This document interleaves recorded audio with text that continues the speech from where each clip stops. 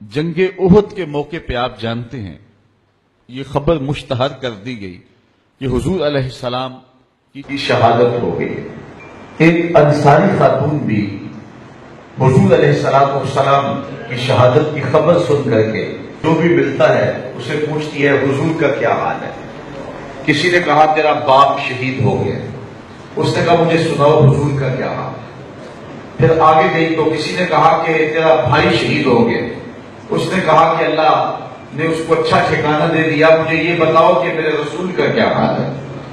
آگے بڑھی تو کسی نے کہا کہ تیرا شوہر شہید ہو گیا،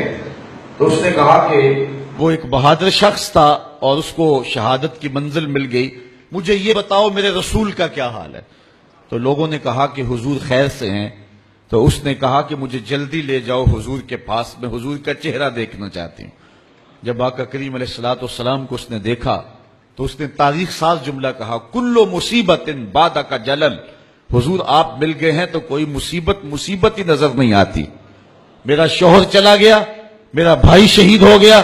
اور میرا باپ اس جنگ میں شہید کر دیا گیا، لیکن مجھے اس کا کوئی دکھ نہیں ہے، مجھے اس بات کی مسرت ہے کہ آپ خیر سے سلامت ہے۔ تو ہر مصیبت، ہر دکھ اور ہر اذیت جو ہے وہ مجھے گوارا ہے، میرے لیے وہ بہت چھوٹی مصیبت ہے، اور اگر آپ کو نہ پاتی تو یہ میرے لیے ایک بہت بڑی اذیت